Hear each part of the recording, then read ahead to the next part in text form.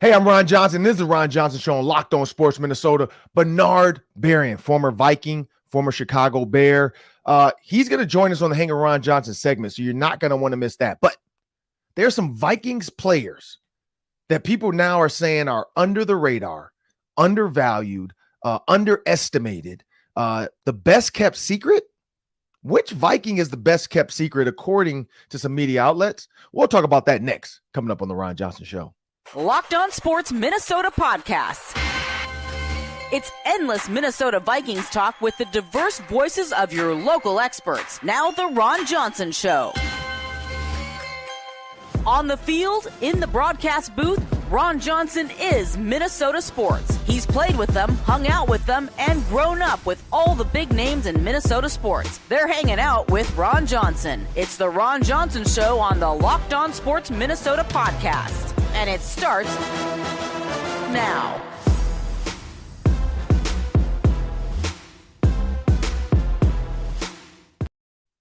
Hey, good people. It's a beautiful, beautiful Tuesday morning. I'm Ron Johnson. Sam Extra, my producer, is going to be joining us a little bit later in the show. But I just want you guys to know this episode is brought to you by FanDuel Sportsbook, the official sportsbook of Locked On. Just make every moment more by visiting FanDuel.com/Locked On to get started today. Well, on today's show, got to talk about the Minnesota Vikings. Their OTAs have started. There's some best kept secrets on this team.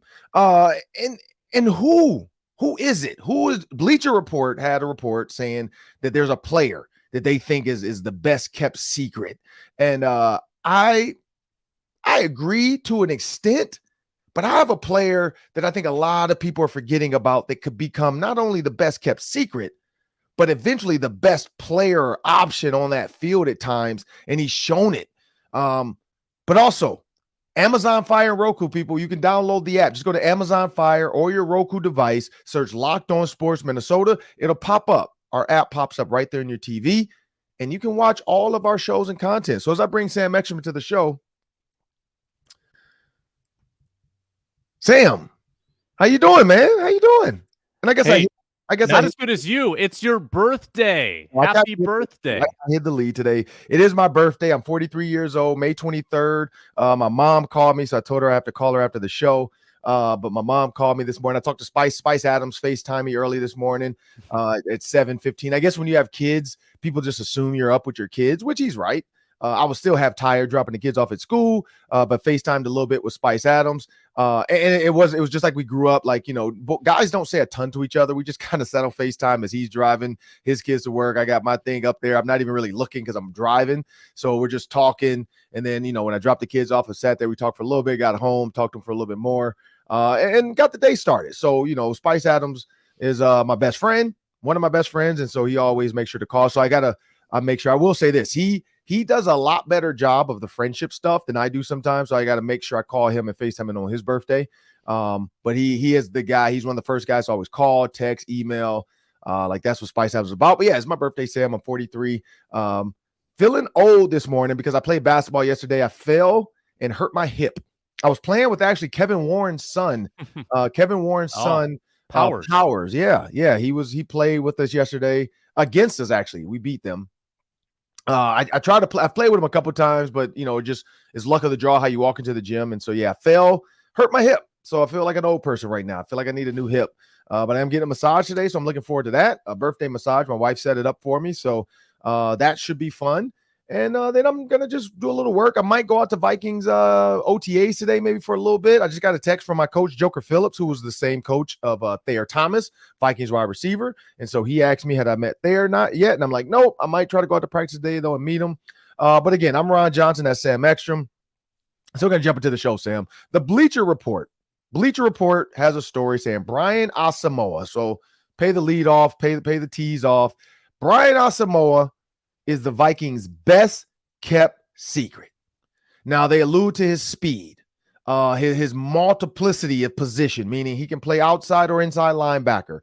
He can cover running backs and tight ends. He's fast enough to carry, and for people to understand, carrying a tight end down the seam in 4 verticals or 3 verticals, normally the tight end is basically like your Travis Kelce's, your Zach Ertz. They're trying to stretch the field down the middle because the safeties have vacated. But when the safeties vacate, and we've seen Warner? I think Fred Warner for the 49ers did that, and he carried CeeDee Lamb. And everybody was like, oh my God, how did Fred Warner cover CeeDee Lamb, 30 yards down the field up the seam? Like that's magical. Well, Brian Asamoah can do that. Brian Asamoah can cover CeeDee Lamb 30 yards down the field up the seam, because once you head up the seam, the route is just a seam. Like there's not any tricky stuff to it unless you don't have time. So it's really just a go route. And so I think Brian Asamoah, when you think about being able to carry maybe a slot receiver up the seam, if the safeties both have to vacate, I understand that. But here's where I go with it. I think Cam Bynum, remember that name, people, Cam Bynum, played cornerback for Cal for his entire college career, got drafted by the Minnesota Vikings, and Mike Zimmer asked him right away, are you willing to play safety? Of course I am. I want to be drafted. I want to be in the NFL. Of course. He goes to safety. And then all of a sudden, they're trying to figure out where should we put this kid? Where should he be? Lewis Cine, when you think about Lewis Cine being drafted as a potential guy to play opposite Harrison Smith, Cam Bynum just did not give up the position. Cam Bynum did enough to say, I'm the guy. This is my position. And so that's why Lewis Cine kind of was held back. Cam Bynum was so good, their first-round pick couldn't unseat him out of his position. And so Cam Bynum playing cornerback, playing safety now in the NFL, he's going to give you position flexibility that if you have to go, because we know Brian Flores likes to go man coverage, sometimes zero, maybe just one high, single high with Harrison Smith roaming the field like Hawkeye from the Avengers. And for those that don't know, Hawkeye's the one with the bow and arrow. So he just sits on top of a perch and just picks people off. That's Harrison Smith to me. But when you think about that with Cam Bynum being able to drop down in the box and cover the tight end, cover the running back, maybe cover the slot receiver because he played cornerback his entire life, you don't just lose that ability. If you're a college starting cornerback, you don't lose it. You still have it. He just had the ability, the tackling ability, and the vision and the smarts to play safety. And so that's why I think Cam Bynum is the best kept secret. I think Cam Bynum, if you unleash him and let him be a part of this and blitz and do the Harrison Smith stuff every once in a while, as Harrison Smith gets older in age and Harrison Smith maybe needs to sit back more and play more single high, I think Cam Bynum is the best kept secret on this team. I think he can be a really big part of this defense that really helps make it a well-rounded scheme for Brian Flores to be able to say, oh, I didn't know my safety can come down and cover. Man, here's what I want to do with this. I can give you a too high look, but Cam, we're going to switch to single high and you're going to come down and you're going to cover the tight end. You're going to come down and cover the slot receiver even because you're fast enough. You've done this in college. Like you can do it. And when a coach has faith in a player and gives them that ability to say, look, this is what we're going to do. Look at Justin Jefferson. They came in and said, look, you're going to catch every ball the Cooper Kupp caught. You're going to run every route the Cooper Kupp ran. Justin Jefferson was unlocked. He went to a whole nother echelon. That's also why Adam Thielen left, because he saw the love they were giving Justin Jefferson. And now Thielen's like, look, I can run the Cooper Kupp routes. Why am I not getting this opportunity? So he goes off to the Carolina Panthers. But I think faith in a player, and I think that's what Brian Flores is going to do for Cam Bynum. I think he is the best kept secret. I don't know, Sam, what are your thoughts? Yeah, I like that a lot. I mean, I think that Bynum thrived his rookie year, remember, in the Mike Zimmer defense when he got a chance to play. And I think this Brian Flores scheme is a little more similar to Zimmer's than it was to Donatel's. And I think Bynum, now after getting a year under his belt last year, he's got enough reps now where I think he could really take the leap. So he could definitely be the guy. And there's actually a lot of candidates, Ron, for this best kept secret. It could be Evans, it could be Asamoah. It could be someone like Kairos Tonga, who's kind of a fun surprise last year at nose tackle. Could be Andrew Booth Jr. It's a young defense, and there's a lot of guys that could step into bigger roles. But Cam Bynum, going into his third year, this could be a big moment for him. And, hey, maybe it's Cine. Maybe they find a way to include Cine as a third safety on the field, too. There's just a lot of fun young pieces that are eligible, I think, to be the underrated guy that steps up. Yeah, and another guy on there, a Caleb Evans. I think at 6'4", his frame, his speed, his ability, he showed really high-level play before he got a concussion and got hurt. I think he's another one. They have, you're right. They do have a lot of pieces. We talked about defensively. Offensively, if I had to pick an offensive weapon right now, and I'm saying underrated, under the radar, not talked about as much, I think KJ Osborne. I think KJ Osborne could be a really big piece of this offense. Like Jordan Addison and Justin Jefferson by name are going to get the coverage. Jordan Addison and Justin Jefferson by name. Now, Justin Jefferson by resume as well. But by name, when you draft a guy like Jordan Addison in the first round, teams are going to have to pay attention to him. I think KJ Osborne, and that's why I think the Vikings aren't blowing it up. Like, why would you give away some of the things you want to do offensively? Like, why would you get in front of the media and say, oh, man, we're going to really use KJ Osborne as well. Like, I love it. Like, why? Watch Justin Jefferson. Worry about our new rookie, Jordan Addison. Worry about TJ Hawkinson. Because KJ Osborne is secretly going to cut you. Like a Ginsu. You're not even going to know you were cut. Like, you've seen those karate movies. You've seen that when they hit them with the knife, and then it takes a while for their arm to slide off or something, or their neck to, to depart from their head to depart from their neck. Those kung fu movies, and they hit them with the Ginsu knives, and it's real quick. And then all of a sudden, before you know it, you're headless. And you're still alive because your nerves are still touching, but they're separated. And it's just going to be an amount of time before your head falls off. Now, I know that's in a movie, but I have heard of that, like people getting shot and still like feeling like they're alive and they're actually dead and they haven't actually hit the ground. So I think KJ Osborne is that. Like, it's like a swift slice. Like, you're not going to know it happened. And all of a sudden you look up and KJ Osborne has, 7 catches, 110 yards and a touchdown. And you're like, man, when did this happen? Like, how did he get us? Because we were watching Justin Jefferson and Jordan Addison and TJ Hawkinson. We forgot about KJ Osborne. And that's why I think he's another like offensive piece. If I had to pick an offensive guy, I'm going to go KJ Osborne. Defensively, I'm going to go Cam Bynum. I don't know. What are your thoughts on that, Sam, before we jump over to Bernard Berrian? Yeah, one level deeper, even someone even more off the radar, Ty Chandler.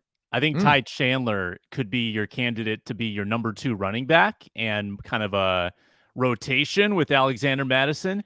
And he's never done anything on offense, right? So, like, he has not been unleashed whatsoever. Nobody's expecting Ty Chandler. If you're an opponent, you like the Ty Chandler though, because you pushed that last year. Like, you've been a Ty Chandler fan from the start of this when they drafted him. That was one of the picks you were happy to see they drafted. You were excited to see what he could possibly do on this team. Now that it seems like more than not Dalvin Cook. I mean, again, it's all about what's out there in the marketplace for Dalvin Cook. If there's nothing out there, like his agent, because his agents even pushed it on podcasts. There's nothing out there where they feel like, okay, this is the place for us. Then maybe the Minnesota Vikings is the place, because you know the team, you know the system, you know what you're going to get out of it, and you know how much usage you're going to get. You know they're willing to like go 1-2 series with you and Alexander Mattison, getting you all the way. Like, Dalvin Cook was healthy the entire season. Like, think about that. That was burying the lead.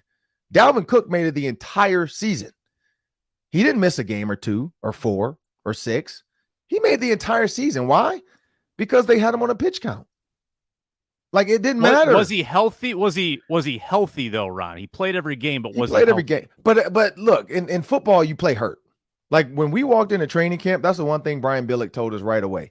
You're going to be hurt. Are you hurt? Are you injured? When you're hurt, it's like right now I'm hurt. It's nagging. I got some sore bones. My hips. Fell on your hip yesterday. Yeah, I'm like sore, but I'm not injured. Like, I can go out there and still put up 20 today if I wanted to. No, probably not. My hips hurt. I probably put up 10. But I'm not hurt. I'm not injured. I'm hurt. And that's the difference. It's like when you're injured, that means broken bones. That means surgery. That means you're done. Pulled hamstring. You're done. You're done for a while. Injured is what everybody is, because everybody's beat up. That's why there's a cold tub, hot tub, so on and so forth. So I just truly believe that he probably was hurt, but he wasn't injured. And that's the key.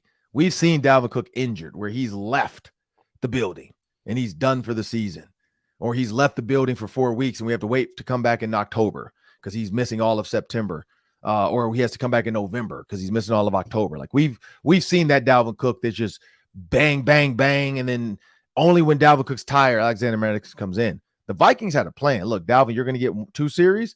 Alexander Mattison, you're going to get 1.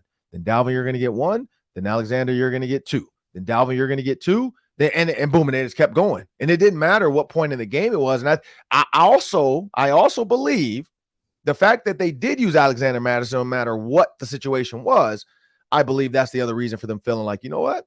If we have to move on without Dalvin, we can do it, because we've done it in games where Alexander Mattison was the guy in a big moment. But at the end of the day, Dalvin Cook is a weapon that nobody else has. He's very unique. He's very explosive. Him in the open field is scary for every team. I mean, look at the Indianapolis Colts game. Look at the Giants game. Dalvin Cook in the open field is scary. So, but yeah, no, I could see Ty Chandler jumping into that role, being an explosive weapon if they have to move on from Dalvin Cook, save some money, or get some draft picks. So it is what it is. The game of football, that's what happens. It's a business. It's a business at the end of the day. Look at LeBron. LeBron's talking about possibly retiring, maybe can I get Kyrie? Tristan Thompson played last night. It's just LeBron and friends. Like, that's what the Lakers have become. LeBron, and who else can we bring in to play with you? Can we get you for one more year with Kyrie, and then maybe Bronny's going to come out of USC after a year, and then we promise you we'll pick up Bronny. If nobody drafts him, we'll pick up Bronny. Like, who knows what? But the fact that the Lakers as a 7 seed made it to the Western Conference Finals, that's special. So they can't deny that. But again, it's a business. Sports is a business, and that's where the Minnesota Vikings are. It's a business move. Speaking of business, on to the next. We got to get Bernard Berrian in here. Bernard Berrian and I were teammates with the Bears. Then Bernard ended up going to the Minnesota Vikings. So when I came back to Minnesota, I still knew Bernard. So him and I, hung out a little bit. And then over the years, we've just stayed friends. Like, when I would post stuff about Gophers about to play Fresno State, Bernard would jump into my DMs and put down the gauntlet. Like, Fresno, we're going to win this. Thank God Antoine Winfield was a great player because they did not. But Bernard Berrian has been a good friend of mine, and he's going to join us next on the Ron Johnson Show. Before we do that, we have a word from our sponsors. We are brought to you today by FanDuel Sportsbook. It's the official sportsbook partner of Locked On. Make a fast break to FanDuel during these NBA playoffs. We had one sweep last night. Do we have another tonight? The Heat are favored by 1.5 in Game 4. Is Jimmy Buckets going to close out the Celtics and set up a Nuggets-Heat finals? Can't wait to watch that. Heat are minus 120 on the money line. You can bet that line and so many more at FanDuel. It's NHL, it's MLB. There's great promotions at FanDuel, including the no-sweat first bet up to $1,000 back in bonus bets if your first bet doesn't win, or the bet 5, get 150. Ron Johnson's tried that out as well. It is an easy-to-use, very safe and secure FanDuel Sportsbook app, and you get paid instantly when you win. There's no better place to bet the playoffs than at FanDuel Sportsbook. Again, the no-sweat first bet, up to $1,000 back in bonus bets if your first bet doesn't win. On your laptop or desktop, go to FanDuel.com/lockedon to get started. FanDuel.com/lockedon. You can use your mobile device as well. It's FanDuel, an official sports betting partner of the NBA. Well, now it's time for the Hanging with Ron Johnson segment. Of course, I always love when I can connect with guys that I play with. Sometimes, we have athletes on that I have no connection to, still have a lot of fun. But then guys that I actually have stories with, we played together in the same meeting rooms together. I love to get those guys on. And today's athlete, dancer, we'll talk about that a little bit. Bernard Berrian, B twice as they call him, played for the Bears, played for the Minnesota Vikings. For those Minnesota fans that remember him, NFC North fans that remember him, because he terrorized you guys no matter what color uniform you wore. And I want to thank Bernard for joining me on the Ron Johnson Show. Bernard, man, appreciate you for joining me. First off, man, I want to talk about Daryl Drake, man. Like, I had him for a short amount of time. I kind of went from receiver to tight end, but I did have Daryl Drake, and he was a great dude to just talk to. He was like, even though he was old, he was young, you know what I mean? Like, he was like old school young, where he wanted to be cool and hang out with the guys and know all the drama, but knew his stuff, man. Like, he was really good with, footwork and just positioning and where you should be. He was one of the reasons why I took to tight end so well, because he helped me understand coverage and blitz protection, playing in the slot. So Daryl Drake, man, and he passed away. For those that don't know, he was a receivers coach for the Chicago Bears. But Daryl Drake, man, what did he mean to you? First off, to start off, appreciate you for having me on the show. I appreciate that very, very, very much, and can't wait to get started and do some things out there. But Drake was a great coach, great person, like you said, great dude, great guy. Like you said, he was one of the older coaches out there, but he was like a young guy. He was just like one of us out there. I learned a lot from Drake. He was my first receiver coach in the league. He taught me a lot of patience, to kind of slow down a little bit, because he always told me, Bernard, you learn some of these nuances, you're going to be unstoppable. No one can guard you, 10 feet playing off coverage or anything like that. You take care of some of these nuances and you'll be unguardable, and you'll really be a force to reckon with. Like I said, he was a very smart coach. He gave us the freedom and the range to be ourselves out there. in the meeting rooms, in the practice field, wherever we were, as long as we came to work and we showcased what we could do out there. I liked how he kept the room together. He kept the room light, but also commanded and demanded our full attention at the same time as well. So it was a sad day to hear that when he passed, and the reasons why he passed. Nothing too devastating or anything like that, but just gone too soon. And is a man that was definitely heavily missed and always be remembered for me for sure. Yeah, man, and you did something that a lot of guys don't get to do, man. You played in over 100 games. You amassed over 4,000 receiving yards, over 200 catches in the NFL, a lot of big-time deep ball touchdowns. But being a Chicago Bear, you got a chance to play against the Minnesota Vikings 8 times. And when you think about playing against the Minnesota Vikings, you had a 4-4 record against them. You had 20 catches against them, 211 yards, and a touchdown. What was it about the Vikings, man, that only allowed you to have 1 touchdown? Because that's a crazy stat for a guy like yourself that took the top off of most defenses in the NFL, and the Vikings found a way to hold you to 1 touchdown. They were pretty smart. They had a guy by the name of Adrian Peterson. Oh, yeah. They used to run the ball and take a lot of clock off the top. I remember being back there. It was so funny. I used to tell AD this story actually when I first got into Minnesota. Because when AD was a rookie, I used to check him out and watch him out at Oklahoma running. I was like, man, this dude's a beast. But I still wasn't really quite sure yet. I was like, man, this dude's running over. Everybody's running through. Everybody's getting in the end zone. He's never getting caught. He runs through contact. He lives for contact. There's one dude I've never seen that he's not going to shy away from contact at all. And I used to kind of not really, now I want to say doubt him, but I didn't think he was going to be that guy that we saw when he got to the league. And then finally when we played Chicago and he hit that, I think it was 286 yards against us in Shoulder Field. And I was like, yeah, he made me a believer that day. And I was like, yeah, this man is real. And then finally when I got to Minnesota and started practicing with it, and I remember we were going through just a walkthrough, simple walkthrough. It's not even sometimes a walkthrough is actually half speed. Sometimes you're jogging through. This was straight walkthrough. People are actually you can be in sandals in this walkthrough. AD, I found out why they call him all day. AD was full speed. And I was like, AD, you don't want to slow down? He's like, no, bro, this is me. And I was like, I see why you are the way you are. But it's just reasons like that. The defense was great during my time in Chicago. That was one of the reasons why I considered moving over to Minnesota, because they already had a stellar defense. Defense was great. Pat Williams, Kevin Williams in there dominating on that defensive line, and then everybody else around there, EJ and all the rest of the guys up there.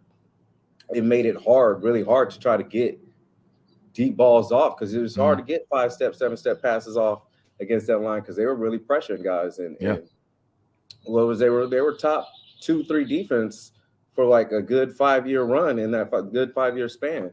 So I mean, it was really hard to try to get touchdowns off of them. But when we did, and when I could, I definitely cherished it.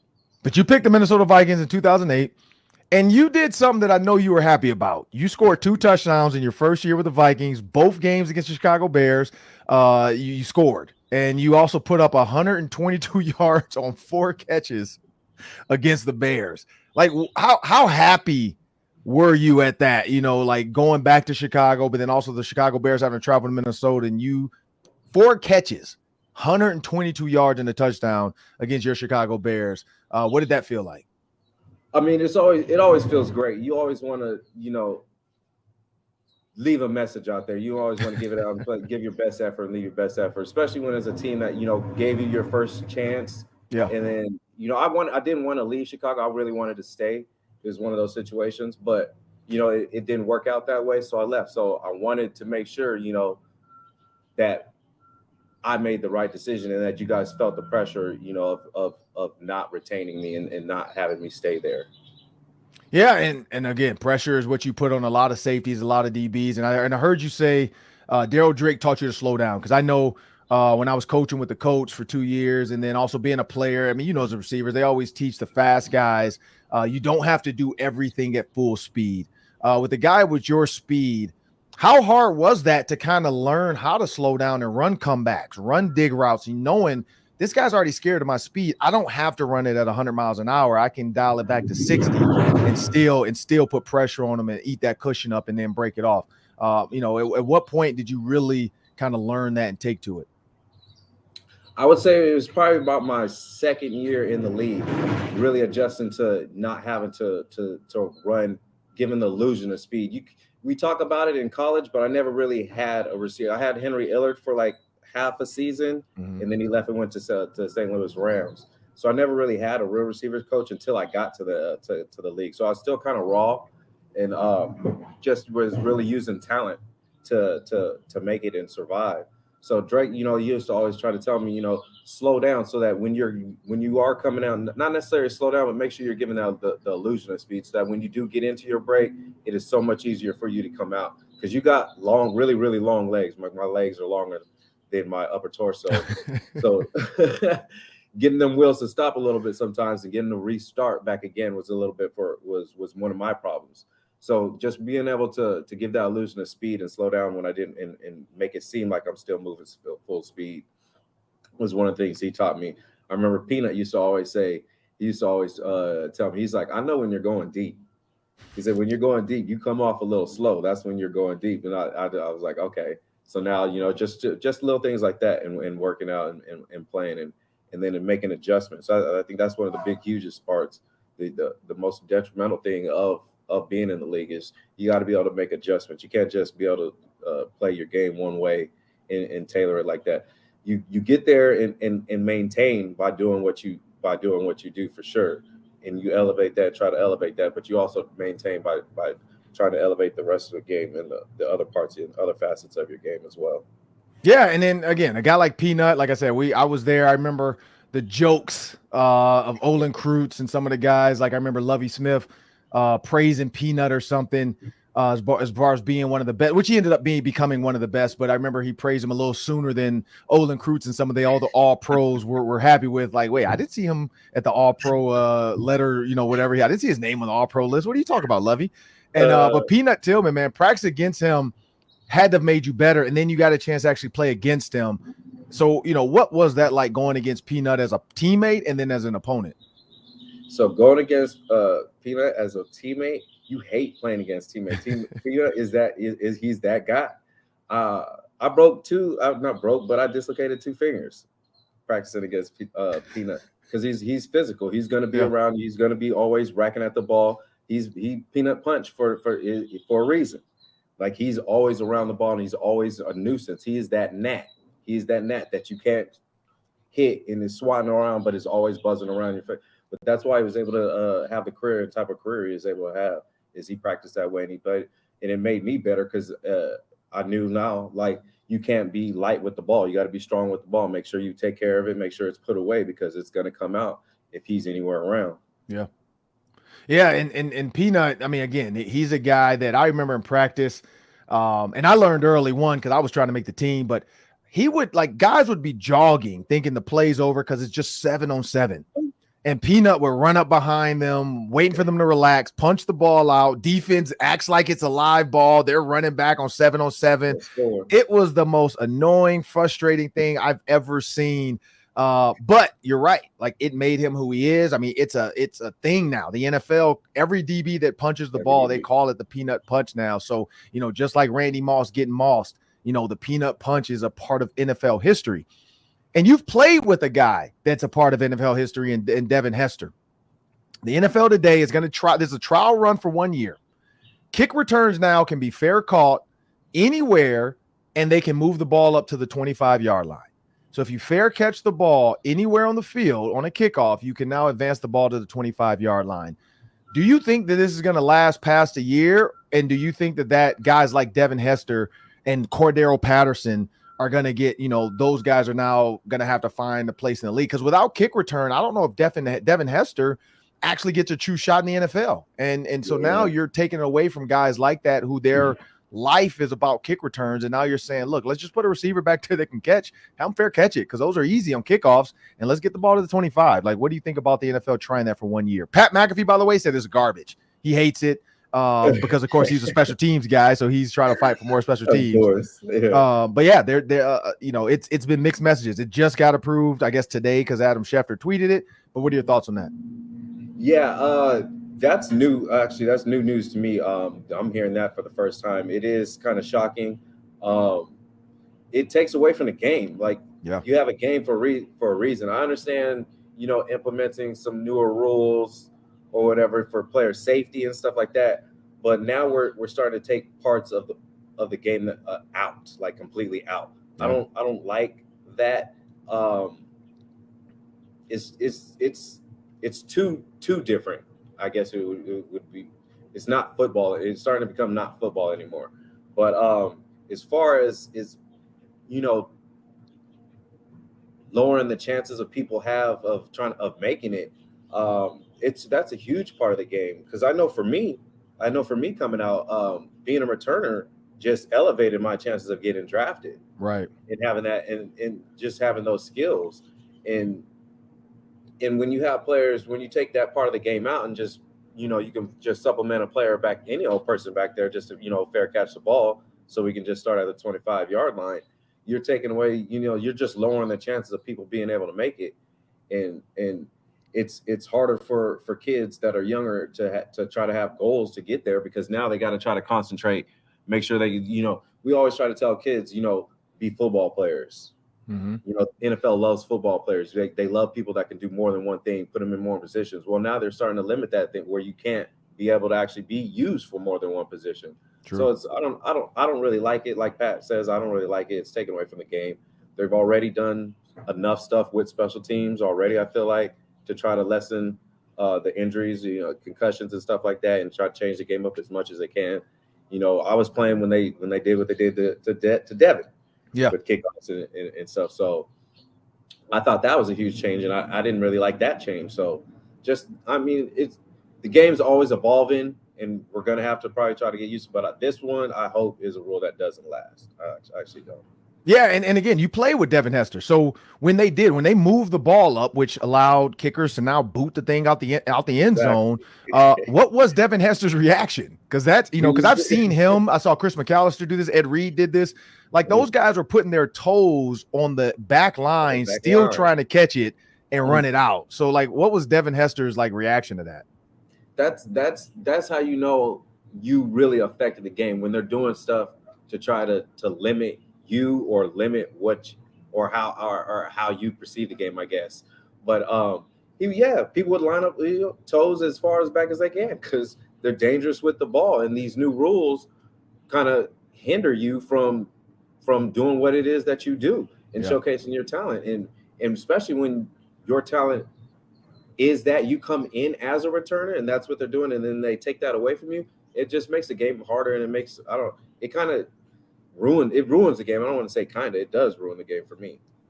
And when you look at the NFC North now, because this has been all over the news, and he's a Cali boy just like you, your boy Aaron Rodgers. He held the Packers and the Jets and the NFL and the world hostage by trying to make his decision, but he left the NFC North. And it's one of those things like when Brett Favre left.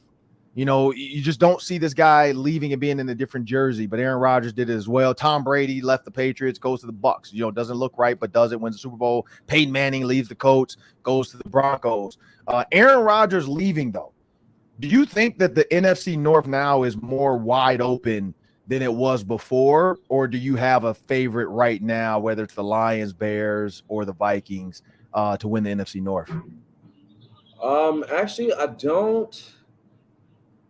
don't think it changed. It definitely changes the outlook. But last year for Green Bay, I didn't think they were gonna do anything anyway. The year before, I think they made it to the playoffs. I think they did make it to the playoffs the year before, but Minnesota was still hanging around. I feel like Minnesota's been the new kind of lead in the NFC North for a while, for the last couple of years now.